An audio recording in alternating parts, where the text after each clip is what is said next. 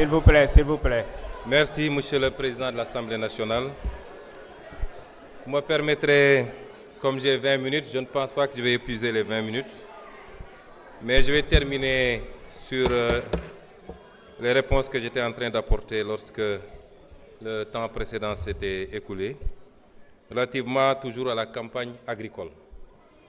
Parce que souvent, une certaine opposition essaie de se greffer à toutes les causes pour en faire des causes politiciennes.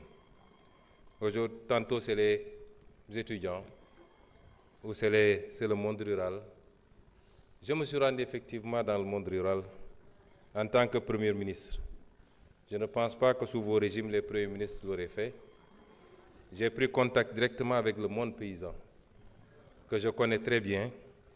Je me suis solidarisé et je me suis expliqué. Nous avons hérité d'un pays qui est ce qu'il est, mais des efforts substantiels ont été faits. Li ci gën a gàtt rek mooy tey boo demee ci kaw gi amul fenn fooy dem ba ñu joytu ci wàllu jiw bi wala engrais gi. Donc, et ça nous a valu quoi? Une production record de 900 000 tonnes. Parce que su ñuy wax affaire commercialisation aussi nañ ko rapporter ak masse bi nga xam ne moom la ñu produire cette année, qui est une production exceptionnelle. Les équipes du docteur Mabouba Diagne ak Alpha ont fait un travail exceptionnel. te muy nag des statistiques avérées duñ daan gonfler rek naan on a fait 1 million de tonnes ak nangam en passant 2017 la ñu promettroon d'ailleurs autosuffisance en riz dans la vallée et ailleurs. Donc du travail concret a été fait. soo amee nag lu toll noonu ci production l'écoulement mënul jàllee au même rythme que soo produire 400 000 tonnes ou 250 000 tonnes ou 500 000 tonnes. muy premier élément. wax naa ko fi ñu toll tembe dans le nord pratiquement gerte gi jeex na. Dans le centre am na encore quelques poches.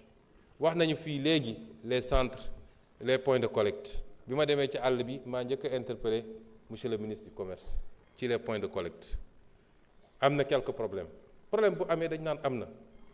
volet commercialisation bi am na ay problèmes yoo xam ne am naa njort ne année prochaine dootul am.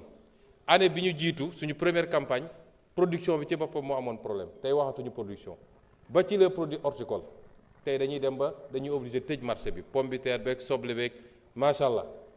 kon am na encore des problèmes on va les régler. On est à notre deuxième campagne sur les 50 campagnes à venir vous verrez ce que les paysans vont avoir inchallah. Donc am na des problèmes qu'on est en train de régler. wax naa nag dans le sud tey dans le Médina Yoro Foulah qui est devenu un très grand bastion. Presque les gens ne se rendent pas compte que le bassin arachidier est en train de se déplacer. Il est vers la fin du centre, il est vers le sud, mais région de Kolda, Médina Yoro Foulah, etc. moo tax ma ne la les 2 prochains mois la Sonacos prioritairement. On est confronté à un problème de financement. Def nañu effort avec la BOAD, on a mobilisé 50 milliards supplémentaires. jox 28 milliards les opérateurs pour fay leen ñu mun leen dem jël les 23 milliards ou les 22 milliards restants jox ko Sonacos. ñu ngi continuer ci rythme boobu pour appuyer. 450 000 tonnes yi fan la jóge ba ma demee maa ne comme commercialisation bi yéex na. Les gens avaient pollué en disant qu'on a interdit l'exportation. On n'a jamais interdit l'exportation. On a mis une taxe à l'export de 40 francs sur le kilo. mu andi woon jiixi jaaxa. Ça aussi on le fait pour protéger un peu et le producteur nga xam ne moo ne ci naaj bi di sonn waaye ñeneen ñooy bénéficier wu ci affaire bi et pour protéger également nos industriels pour ñu mën a am gerte. Les gens sont allés dire que dañu télé exportation daaw la ñu bloqué woon exportation bi. Vers la fin on a libéré. Ren on n'a jamais interdit l'exportation. Ces mêmes exportateurs sont venus me voir. Ils nous disent vous ouvrez les exportations, on achète 300 000 tonnes avec la taxe. may leen à condition que ngeen dem jënd ci point de collecte yi pour qu'on soit sûr que vous avez acheté au prix bi ñu arrêté woon. ñu d'accord loolu. On a enlevé la taxe de 40 francs. loolu la ñu ma demandé woon. J'enlève la taxe de 40 francs. ils ont pris l'engagement d'acheter 300 000 tonnes. Au jour d'aujourd'hui, ils ont acheté 5 000 tonnes. 5 000 tonnes, lañ jëndagum.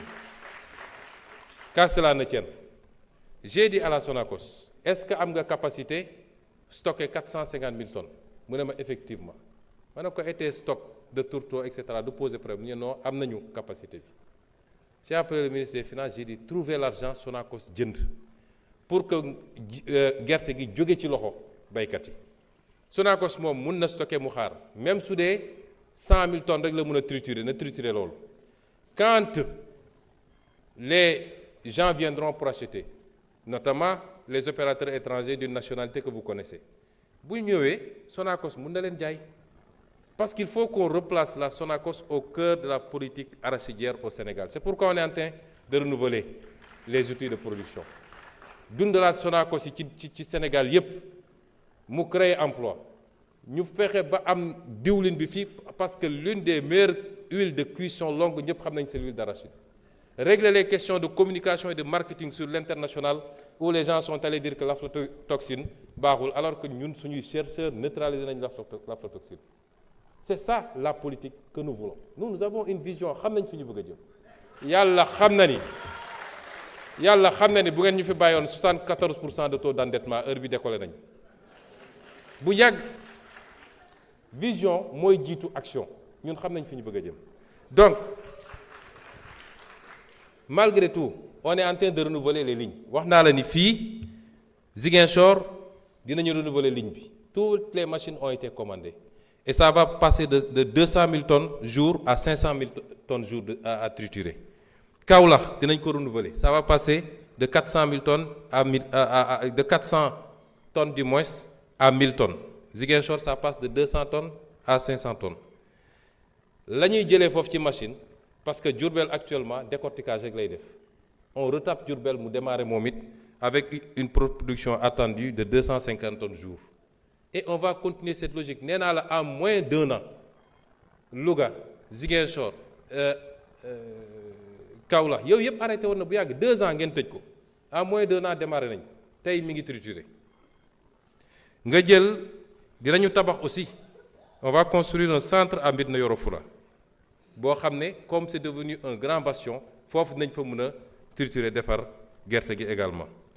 Kon ñun xam nañ fi ñu jëm mais nous avons décidé d'impulser la nouvelle politique agricole. J'ai réuni les équipes, liggéey na ak ñoom, ministre de l'Agriculture, ministre du Commerce, ministre des Finances, ministre de l'Économie, sur les questions de financement, la subvention, les subventions, le foncier. Parce que si on ne fait pas de réforme foncière, ça va être très difficile d'avoir une agriculture qui mënuma ko développer parce que li ma dese bëriwul. La Sonacos, en tant que pilier industriel, mais les privés également, les COPEOL ak yooyu, y en a à boire et à manger.